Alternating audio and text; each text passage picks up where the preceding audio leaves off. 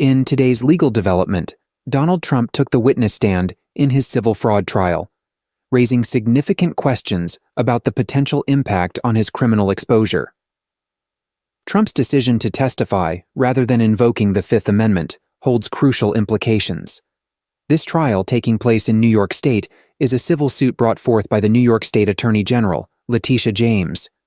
The lawsuit is grounded in a statute that empowers the Attorney General to enforce civil laws against individuals conducting business in New York if persistent fraud is suspected and evidence can be presented. The statute in question is the New York Executive Law Section 6312, designed to address persistent fraud. Importantly, there is a parallel criminal investigation concerning Trump, and this differentiation between civil and criminal matters is vital.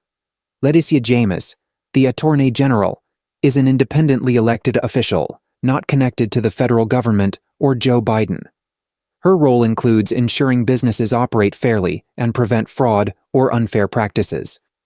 In civil cases, the burden of proof is lower than in criminal cases. Civil cases require proving the allegations by a preponderance of the evidence, meaning they are more likely than not to be true. In contrast, criminal cases necessitate proof beyond a reasonable doubt, a much higher standard. This difference, along with other procedural distinctions, complicates the legal landscape. It's worth noting that Trump's earlier deposition involved invoking the Fifth Amendment multiple times, which can lead to an adverse inference in a civil case. This means that if a person refuses to answer a question under the Fifth Amendment, the judge and jury can infer that the response would have been detrimental to the person's case. Trump's testimony during the civil trial may significantly affect the pending criminal investigation led by Alvin Bragg, the Manhattan District Attorney.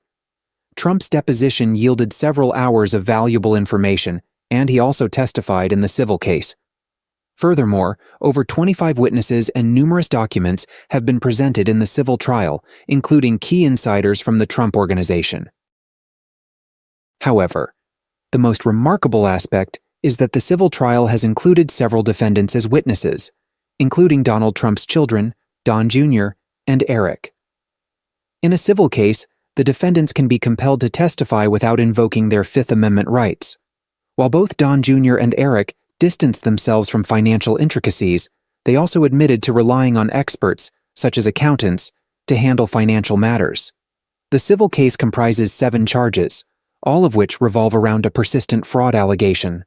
6 of these charges also include additional elements, such as falsifying business records, issuing false statements, or engaging in conspiracy.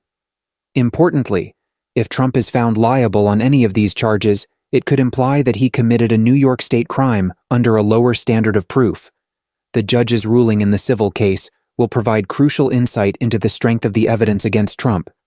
If he is found liable for some of the charges, it may influence the pending criminal case.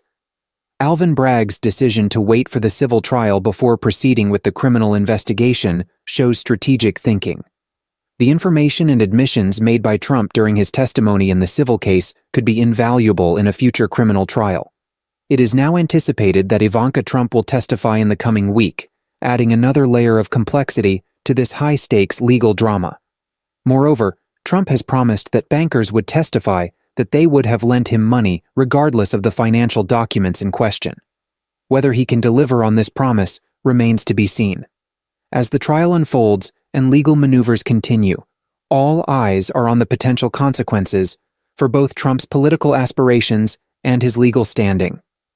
The legal community eagerly awaits the judge's decisions, which will undoubtedly shape Trump's future in both the political and legal sphere.